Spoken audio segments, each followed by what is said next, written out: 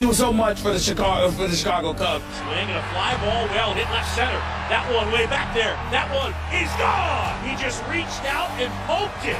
And the Cubs are done. 2-1.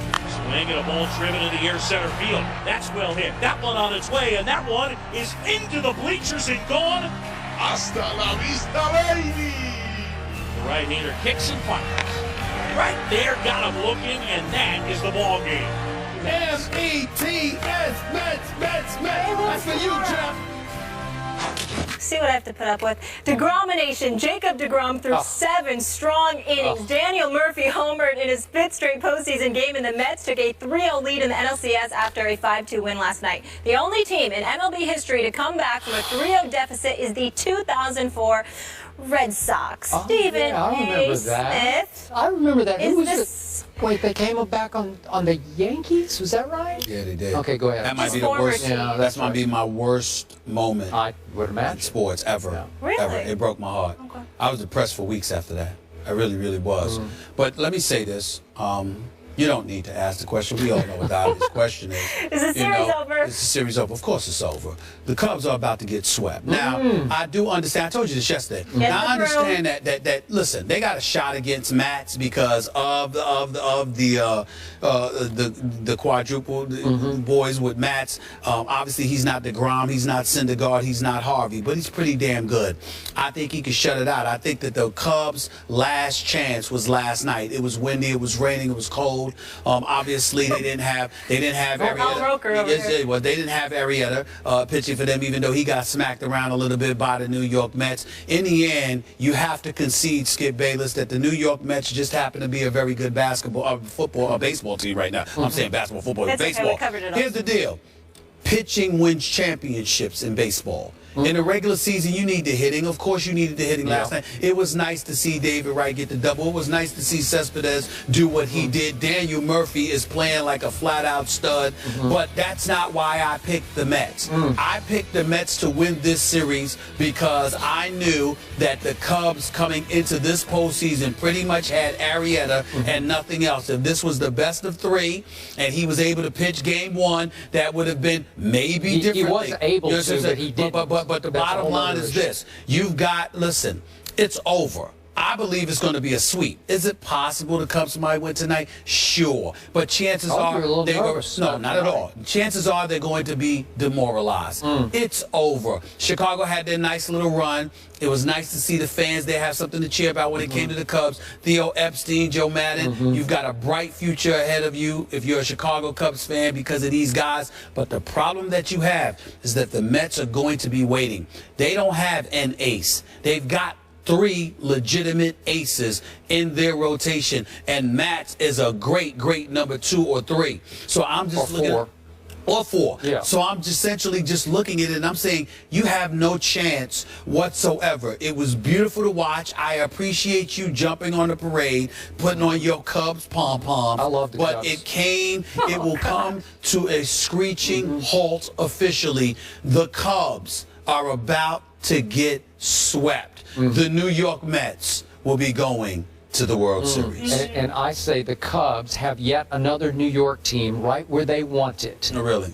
Down 0-3 with a chance to make history. How could it be better written than this? This is perfect. Storybook. And yet, I've got to ask you. You don't even believe that. I do believe it because what I got to question you about, Mr. Baseball expert that you suddenly are. Yeah, between Jeff and my dad, I'm good. I'm good. What is completely shameful to me is I've known a whole lot of New York Yankee fans in my time, and all of those self-respecting Yankee fans, there is no way they could even utter the name Mets on national TV. Yeah. They just couldn't even speak it. And you are cheerleading for the Mets. May I answer that for you? Dan, May I answer that for you? Wow. Cool out, Miss Connecticut. With no team. Chill out, relax, wait. Here's the deal. It's really nice that you would bring that up, Skip Bayless, because most fans are not as forward-thinking as I am. Oh. They are caught up in the moment, and they're very frustrated. I must admit, it was nauseating to see Alex Rodriguez smiling ear to ear after the way he performed in yet another postseason, breaking the screen, throwing a football to Jay Glazer. That's about how he threw in the field during the season, especially the postseason, but that's another subject for a different matter. And I love me some Mark Teixeira. It was great seeing him here with Mike and Mike, but but damn it, I'm tired of seeing him smiling in the postseason when he's always hurt when we need him most. And I love Mark Teixeira, but damn it, I needed you out in the field. Having said all of that, let me say this. I am a forward thinker. And to the Yankee fans out there, I am one of you. I'm diehard. I have not betrayed. Daddy, I have not betrayed you. I am still diehard Yankees. Here's the deal. What is the ultimate source of inspiration for the New York Yankees? If you have a scintilla of Steinbrenner, meaning George Steinbrenner, the late George Steinbrenner, the former owner for the New York Yankees, God rest that wonderful man's soul. Here is the deal. What is the ultimate source of motivation? If the New York Mets win, it will prioritize and elevate the level of urgency for the New York Yankees. Rooting Absolutely. Absolutely. Absolutely. Anybody that knows, you can say whatever you want. You can pretend all you want to. You know how I feel about my Yankees. The bottom line is this. We don't have the farm system that the Mets have. Sandy Alderson has done a fabulous job in the whole aftermath of the Bernie Madoff scandal with the Wilpons. But in the end, the New York Yankees, damn it, I'll admit it publicly. If we got to buy a championship, be my guest. Open the bank book, pay the dollars, get who you need to get so we can stop this travesty of the Mets being the representatives of New York more than the New York Yankees. If that means the Mets having to win the World Series to get that done, I'm all for it. Ain't no shame in my game. Ain't no shame in my game. My man Jeff knows that too. I don't care. I don't care. Whatever it takes. As the late, great former Mets manager Yogi Berra once said, it ain't over until it's over. It's completely over. I promise you. I promise you the Mets will not depart Chicago without the National League pennant. It is over. Yes. Y'all can sit up there, Chicago. Love y'all. Great sports town. Sayonara. Turn out the lights. Oh, gosh. More the first party's take over. after the That's break. Don Merritt. They say that all. First Take is brought to you by Extra. Give Extra, get Extra. Our next guest led the Baltimore Ravens to victory in Super Bowl 35, where he was named Super Bowl MVP, and again in Super Bowl 47, a three-time Pro Bowler and three-time AFC Defensive Player of the Year, and now, of course, an ESPN analyst and an author. Your new book, I Feel Like Going On, Life, Game, and Glory. Welcome to the desk, Ray Lewis. Thank you. Pleasure to see you. Guys. Look, man, we running out of time, so let me get right to it, okay? Why this book? Why now? Yeah, everything got quiet. I retired.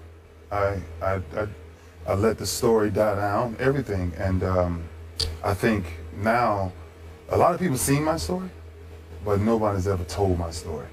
And so I think with all of the requests and all of the things that I've been asked to do, man, from the cancer patients to people suffering with this, people suffering with that, it's like my opportunity to say, you know what? You may have seen part of my story, but I promise you, if you keep going, you know, there's glory on the other side of it. So I thought it was appropriate time. Okay. Pardon the harsh transition here, but we got to talk some football, and we're about out of time. Yeah. Your Baltimore Ravens. Yeah. How much are they missing having a you in that locker room right now? Yeah, it's different. It's different. They have to start all over, right? And you see franchises go through things like this, but they don't have that cornerstone yet, right? And for years they was graced with that, right? It was what we created in Baltimore, what Oz and Newsom did in 1996, and now they have to create that. When you see, you know, the games, it's the offense one week, it's the defense the next week, and then you look for that one person that you say, who is that one person, right? That they go to. Who is it? Yeah, is it Steve Smith? Is it? Well, you know, Steve is. He come from another place, so it's a little bit different because he's a leader of his own, right? He plays the game one way, but it's going to have to be somebody that's going to be looked towards the future, right? What does the future look like for the Baltimore Ravens? So many questions about Peyton Manning right now.